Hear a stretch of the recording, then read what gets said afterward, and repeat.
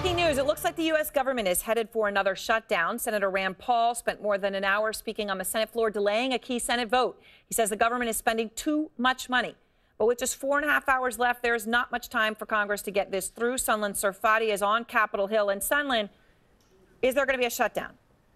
There potentially could be tonight, Aaron. We had, for the most of the day, been reporting that in the Senate, there are the votes there to get this passed through. That still remains true. But the problem is right now of this holdup. It goes back to Senate procedure. Where they are in the track of this bill essentially is that they need all 100 senators to agree to move the bill quicken the pace of the bill moving through the Senate, because they are, of course, facing that midnight deadline. And as of now, one senator, Senator Rand Paul, is standing in the way of that going forward. He does not agree with this bill. He is a no on this bill, but notably he's trying to push an amendment to restore the budget caps in the deal. Of course, we've heard him say very vocally on the floor of the Senate that he is against this bill because of additional spending that adds to the deficit. He's trying to force an amendment. That is something that Senate leadership simply will not give him. They do not want to open up the floodgates essentially to allow other amendments to be made. They are, of course, facing again that midnight deadline, so they want to move quickly towards everything.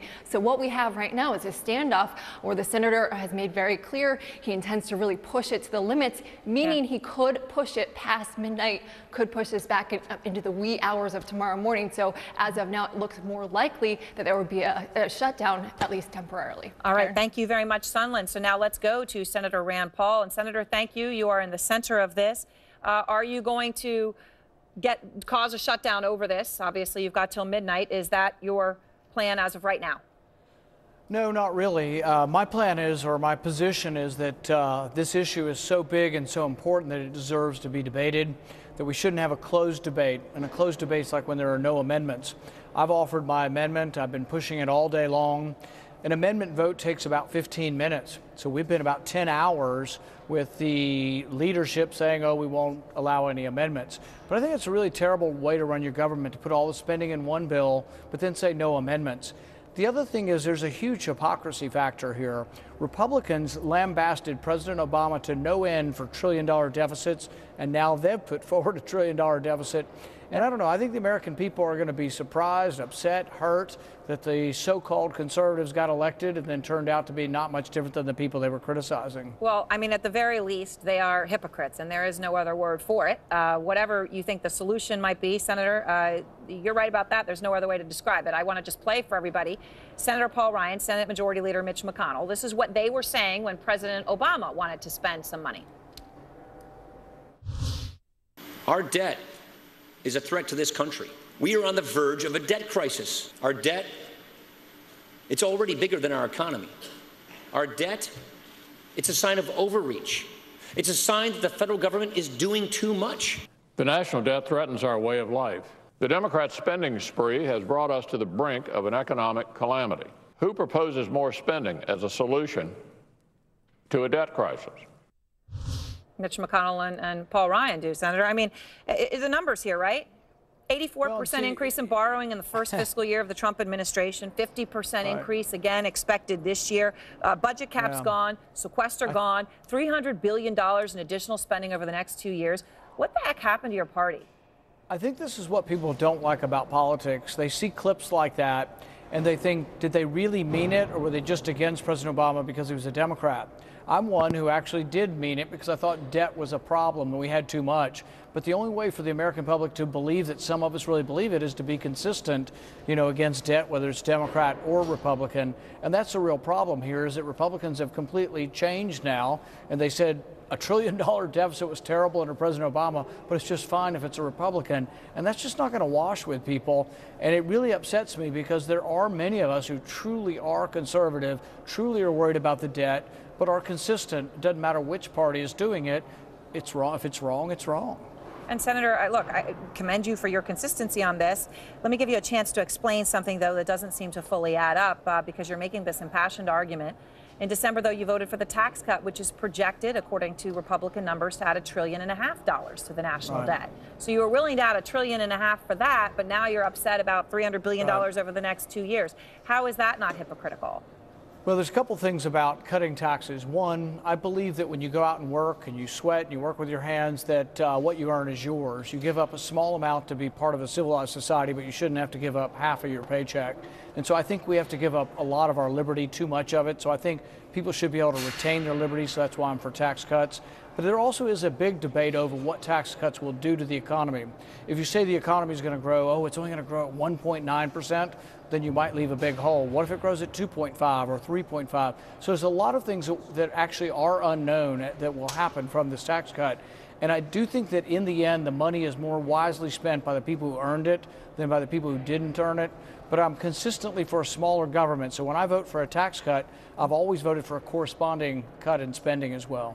Are you concerned about where this president stands on this? This is a man who, after all, multiple times in multiple interviews, bragged about being the king of debt, said, quote, Right. I love debt. Nobody knows debt better than me. And now he's doing just that. Yeah, by the way, in his own companies, declared Chapter 11 bankruptcy 4 times. It's a guy Right. who knows debt, who has used and abused debt, and he's now running it up on the taxpayer tab. There's probably a lot of blame to go around, for the Republicans who are advocating for this debt. But I would say really primarily, this is coming from Congress. The leadership in Congress in both the House and the Senate has decided to move forward. But the funny thing is, so often in the media we hear, oh, we want you to work together. Well, they are working together, but they're working together to spend a ton of money. So I think bipartisan compromise isn't always what it's cracked up to be. It's easy to spend money you don't have when someone down the line is going to be responsible for paying the bill. Exactly. Senator Paul, I appreciate your time. Thank you. Thank you. And out front now, Stephen Moore, a former senior economic advisor to the Trump campaign. So, Steve, look, Rand Paul has a lot of good points here.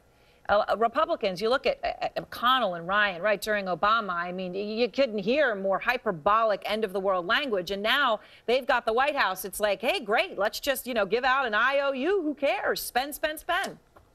Yeah, look, I'm disturbed by the increased spending. We're going to spend $300 billion above the spending caps. One of the things that worries me the most is, and I don't know the exact details of the budget deal. I've been looking for this, but are they just going to blow away the caps and not have any spending caps and no sequester in the future? I think that would be a big mistake. Chuck Schumer has been championing, because Democrats are happy about getting rid of the sequester, too, because after all, it was Republicans who forced it on them during the Obama years, that it's going to the ash heap of history. So, yeah, it's gone. I think that's terrible because actually, I just did a budget analysis on this. I mean, the Budget Control Act was a great success in terms of controlling spending in 2013 and 14 and 15 and 16. And what's happened is that neither party, I mean, look, it's fine to call the Republicans hypocrites here, but the Democrats too. I mean, the reason that we've got these big increases in the spending this year is because, as you know, Aaron, the Republicans want to spend more on the military, as Rand Paul was just saying, and the Democrats want to spend more on social programs. And so what they did is they basically said, we'll both be Santa Claus. We'll both spend more money on all of these things. And that has led to a larger deficit. But look, on this point about, the tax cut, I think that what has happened with the Republican Party, it has evolved into a growth party. I mean, I think most Republicans believe the most important thing, and I've been preaching this, the most important thing is to get the economy growing faster, putting people into jobs, higher wages. We're seeing that. And the deficit and the budget will, in a sense, take care of itself. So I think growth first and then worry about the debt. And that's, I think, the position of most Republicans. Now, one quick thing also, Aaron. I don't know if this is going to pass because you've got the conservatives in Congress, the people at the Freedom Caucus, people like Rand Paul are against this. And then you've also got, Nancy Pelosi saying maybe the Democrats may not deliver the vote. So this is going to be a nail-biter right till the end. Yeah, well, we'll see what will happen. But it's amazing how little people care about their own words and how their own integrity looks a few years later. There's a lot of hypocrisy. Yeah. Thank you so much, Steve. And next, new questions tonight.